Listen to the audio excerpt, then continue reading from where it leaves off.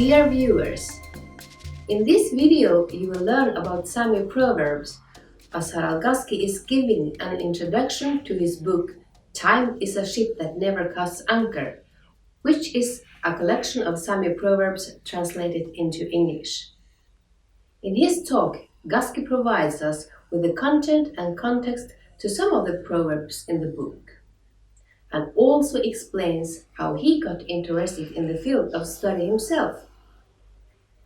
Gaski is a professor in Sami culture and literature at Sámegiella, the Sami University of Applied Sciences in Govaid, and at UiT, the Arctic University of Norway in Tromsø.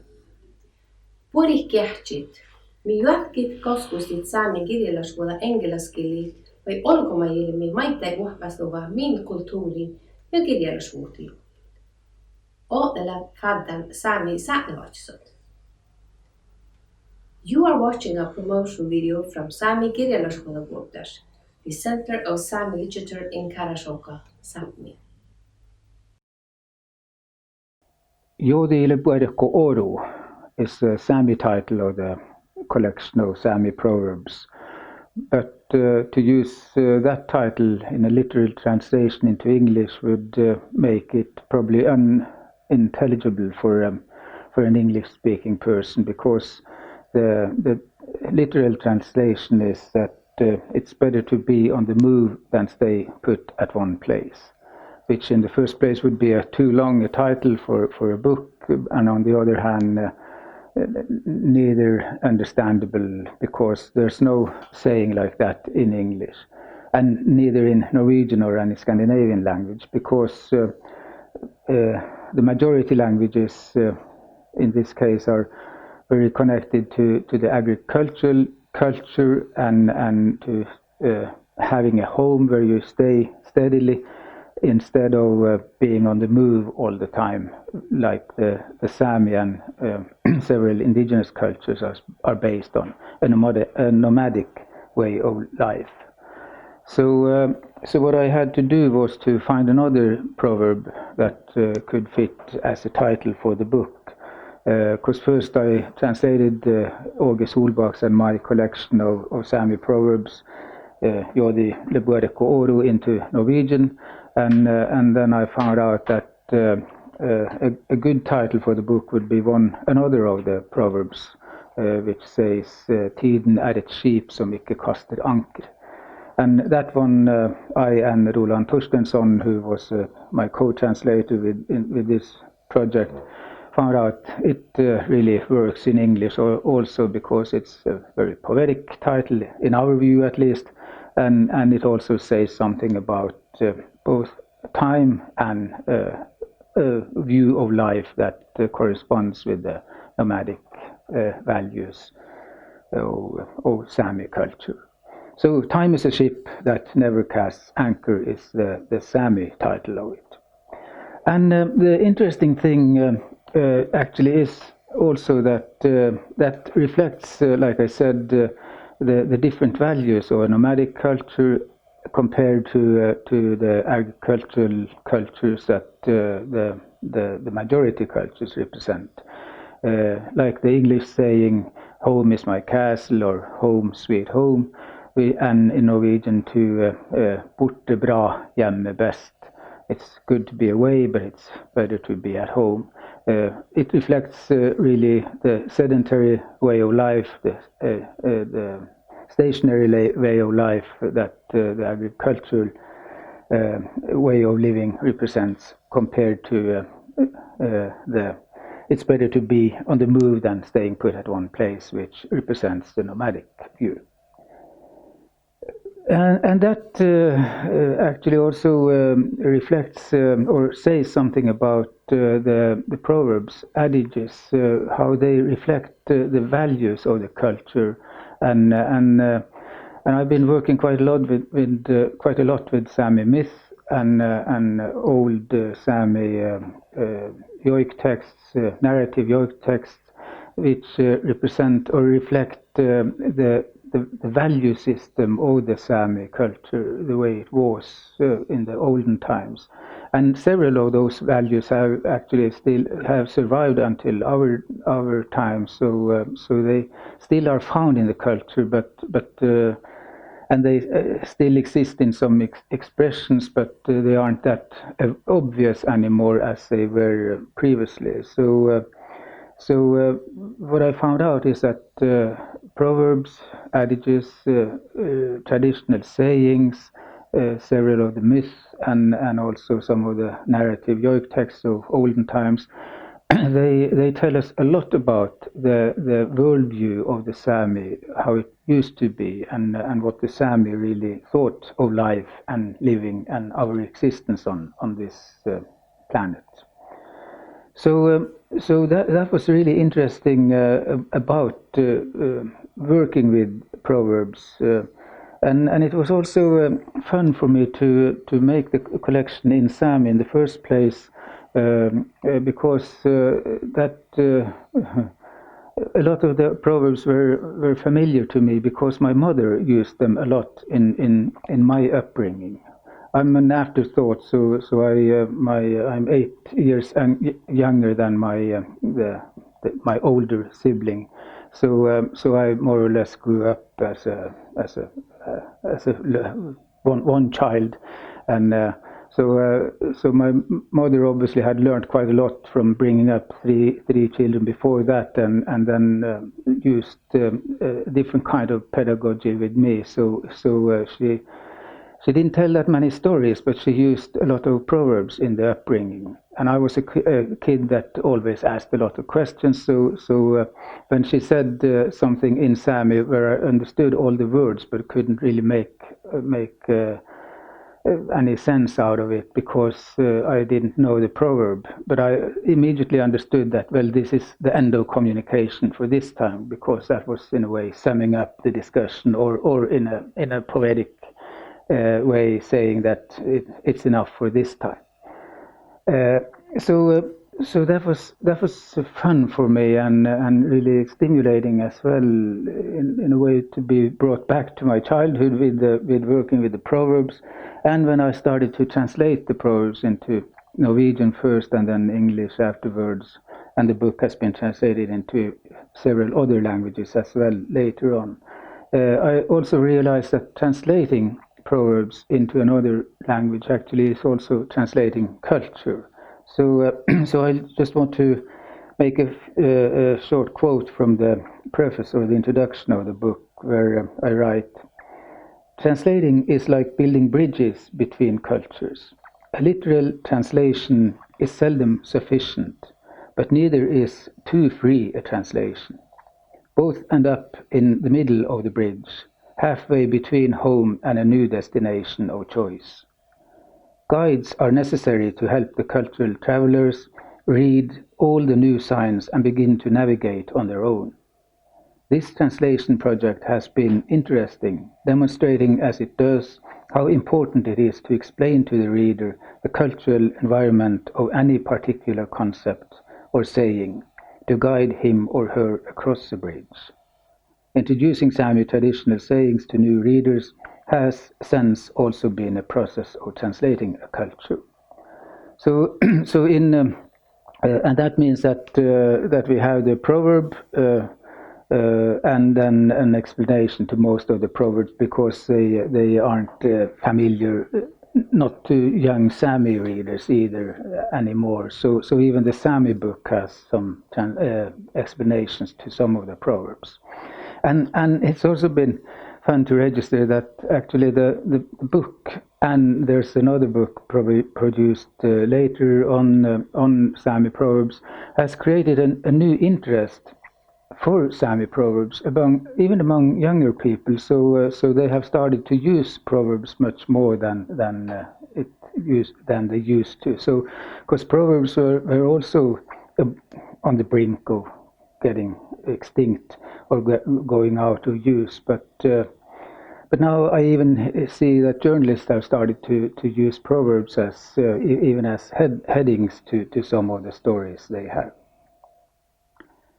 I just picked out a few proverbs that I don't know if they are typical, but they say something about the Sami view of life, and like this proverb that how can a stranger know what a squirrel eats,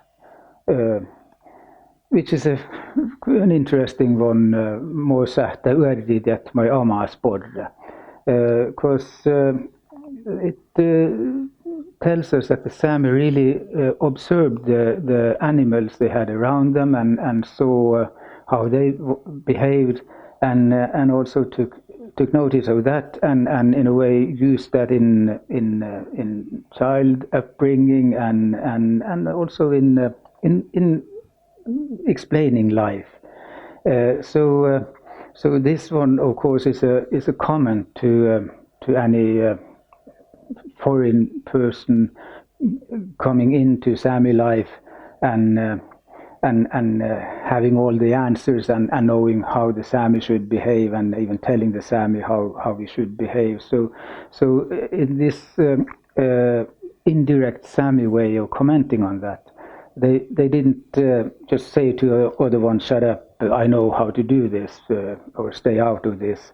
Then, because the Sami never is direct in his or her criticism, we always have this indirect way and all these roundabouts, because the Sami societies, the Sami communities are so small that you actually can't criticize your neighbor too much, because you will need his or her help the next day probably. So there's no point making him or her mad at you. So they won't be of any help or won't serve you the next day. So therefore, every Sami has developed a very indirect way of criticizing and being mild in our way of making our point. So how can a stranger know what a squirrel eats? Actually, also is a comment to Norwegianization and all these processes that came about because of colonization and assimilation. So that's one, and then we have this idea of the silent Sami, like we also have of the indigenous peoples that like the Native Americans, they sit there and are very noble and don't say a word. The explanation to that is, of course, they probably didn't know the English that was spoken, or in the Sami case, we didn't know the Norwegian, Swedish, Finnish that was spoken. So therefore, we didn't have anything to add or comment. But also there, the Sami developed a proverb commenting on this situation, which says, "It's better to think more and say less." Again, there is a corresponding proverb in English that says, "Silence is golden where speech is but silver." But I like the Sami philosophical expression even more, because it's better to think more and say less. So that's probably the reason that we don't say that much. But every time the Sami meet, and we get chance to speak in our own language, then there's always lots of fun, laughter, and we definitely aren't silent at all. So let's see. And talking about silence, there's also the silent one is a figure in Sami, Gaskis. Because the proverb I'm referring to is "the silent one will teach you too." I actually don't remember that one in Sami now, but it's about that you have in a way a figure that doesn't say anything, but it's life, that life is teaching you, and it's one of the metaphors for life. So being in the life school, you will be taught that way, you will learn that way. And there was another one on the same, yes, luck stays awake and watches your property while you sleep. lihku kohtsäädan bottogo don voingastat teie nokkastat in Sámi, which is a strange one until you know that luck, fortune, in a way also was an active figure in Sámi belief. That, for example, you could have reindeer luck, that you were fortunate with your reindeer, the herd grew, and the explanation for that was that you were a lucky one, and luck was kind with you because you had been living accountably and an accountable life and a good life. So that was your reward then. And this luck then also takes care of your herd while you are resting yourself. So I like this idea of everything around you being alive and also being part and taking care of you and really paying attention to what you do and how you behave. I also need to mention daja le daja jökkipäivä, once a Norwegian, always a Norwegian, which definitely is a comment from the Sámi to the colonization and assimilation politics.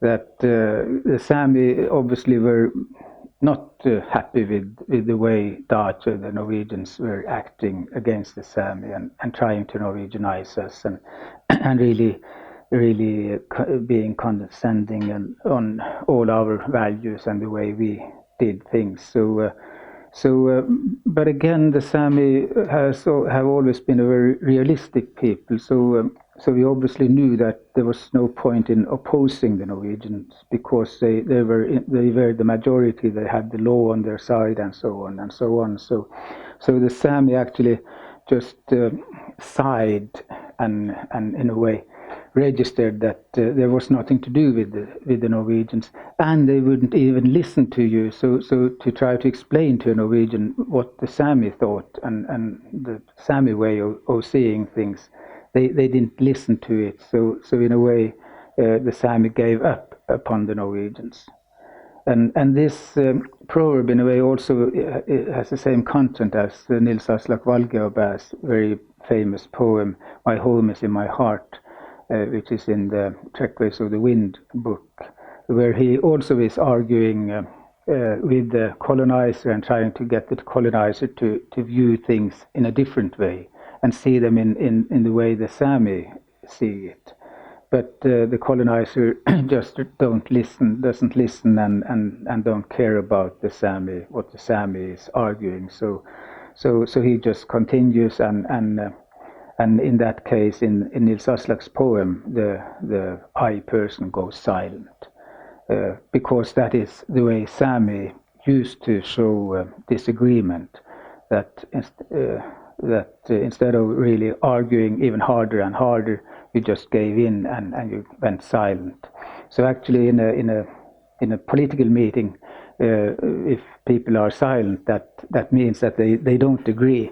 But the Norwegian thinking again is the one who stays silent agrees. So that may also be one of the reasons there are so many misunderstandings between Norwegians and Sámi, because when the Sámi goes silent, he or she really is opposed to the idea that is being presented.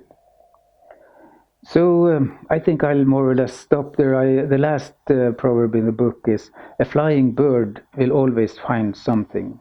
A bird that only stays home will find nothing." So again, this in a way persuasion or challenge or even now I forgot the English term for that, but you ask people to really be on the move and to not stay put at one place, because in the nomadic culture that of course meant that you would really utilize all the resources in that place and they would go barren. So you had to move, and that wisdom of life really has stayed with the Sámi. So even though we are stationary people, most of us nowadays, we still keep the traditions of the olden times. So we like to travel.